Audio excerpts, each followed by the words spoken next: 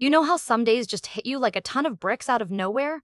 Well, I had one of those days stuck right in the middle of what was supposed to be my big shot, the job interview I thought I had in the bag. I walked into that office feeling pretty sure of myself, like I'd already rehearsed the handshake, nailed every answer in my head 100 times, and pretty much imagined my new desk. But then, about 10 minutes in, Carla, the hiring manager, sharp as a tack and colder than a January morning, laid this curveball question on me that totally threw me off my game. I mean, you've been there, right? You're cruising through the usual, tell me about yourself and what are your strengths? Questions, and suddenly someone drops a question that feels like it belongs in a completely different interview, like, if you were a tree, what kind would you be and why? Okay, maybe not exactly that, but close enough to make me blink and think, wait, what? And right there, across the table, Andy, my rival candidate, did this little smirk thing that was way too smug for comfort, like he was silently counting my face dropping a bit. Yeah, thanks, Andy. I swear my confidence started crumbling with every second. I was just sitting there, scrambling for an answer, my brain doing cartwheels while Carla's eyes didn't miss a beat. And that was the moment when it hit me. This interview? It was nothing like the easy win I'd been dreaming about on the way here. Suddenly, it felt more like a battlefield, and I was trying not to trip over my own feet. It wasn't just a job interview anymore, it was the kind of challenge that makes you question every step that got you there. So yeah, that unexpected question? It wasn't just a weird detour, it was the start of everything unraveling, or maybe, just maybe, everything about to change. After months, no, scratch that, months and more months of hitting one rejection after another, you start to feel like the universe has put up a no vacancy sign right in front of you. That was me. My bank account was auditioning for that disappearing act you only see in magic shows, and every, we appreciate your interest, but email felt like a tiny slap in the face. So when I got the call for this interview, my heart was pounding like I'd just run a marathon. Except it was the emotional kind where survival felt more important than speed. Now, Carla. She was the kind of hiring manager you'd wish you could meet over coffee instead of in a cold, sterile office, but opinions around town warned me she could make a grown person sweat through 3 layers of clothing. No nonsense was an understatement. Imagine someone who size-ups you before you even say hello and whose stare could probably cut glass. Rumor had it that if you didn't come prepared, she'd eat you alive and chew out the bones of your resume for breakfast. Yet, somehow, I found myself sitting across from her, trying not to let my nerves spill over like a badly poured cup of coffee. Then there was Andy, the rival candidate. Oh man, where do I even start? Picture this. Perfectly polished shoes, a grin that screamed I'm one step ahead, and a confidence level that could probably power a small city. He had this slick attitude, leaning back in his chair like he already owned the job. You know that guy? The one whose resume reads like it's been touched by some magical resume fairy, filled with buzzwords and achievements so shiny they could blind you. He didn't just walk into the room, he marched in, practically announcing, "You just lost."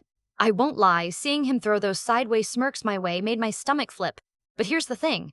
This interview wasn't just another line on my spreadsheet of job attempts. No, this gig?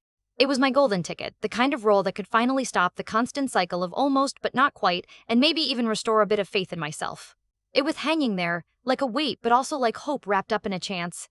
So when I sat down in that chair, I wasn't just fighting for a job, I was battling months of doubt, exhaustion, and the creeping thought that maybe I wasn't cut out for this at all. Between Carla's intense gaze and Andy's cocky posture, the room felt smaller than it actually was, like it was squeezing all the doubts and hope into this little pressure cooker. I just had to make it through those questions, find my footing, and, well, not let it all come crashing down before I even got to the finish line. The moment I sat down, it was pretty clear I was already on uneven ground. Carla wasted no time. She asked me a basic question about my experience, and, well, I tripped over my words like I was speaking a foreign language for the first time.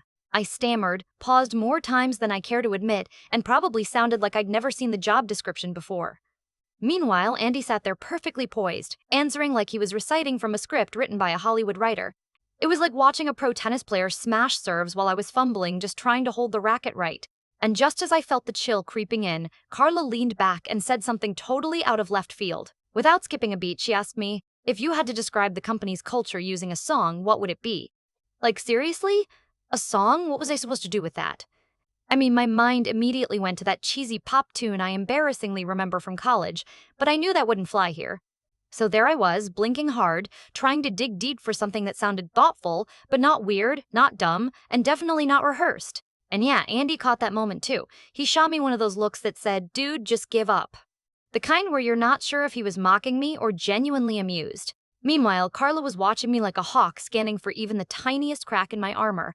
It was intimidating enough to freeze me solid, but I sucked in a breath and shifted gears. Instead of trying to wrangle the curveball onto some corporate jargon, I did something that surprised even me. I shared a quick story about how, during one of the worst layoffs at my last job, a small team I was part of started using music playlists to keep morale up. It wasn't about the charts or hits, it was about connecting through something simple when things felt upside down. I told her that if the company's culture was a song, it'd probably be something with layers, something real and raw but also hopeful and energetic. For a second, the tension in the room shifted. Carla's expression softened, her eyes flicking up like she was actually considering what I'd just said, not just waiting for me to mess up. It felt like a little victory, like maybe I was sneaking back into the game, but just when I started thinking, okay, maybe this isn't a total disaster. Carla threw down another challenge. That's a nice answer, she said, voice calm but firm. But tell me this. How would you handle a situation where your team's morale tanked and deadlines were looming? Music stories are great, but what about real pressure?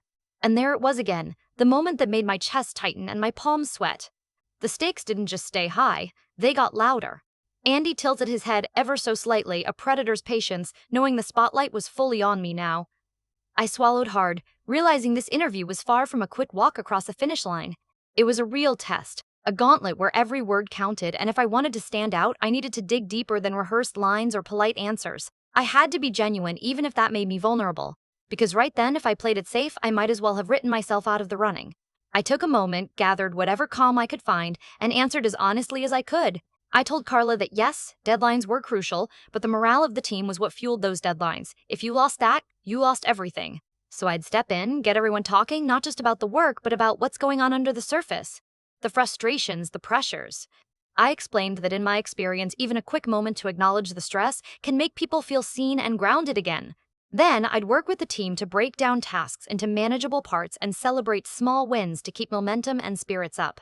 No flash, no sparkly buzzwords, just straightforward human stuff. There was a pause, and for once, it didn't feel like Carla was weighing me against some invisible checklist.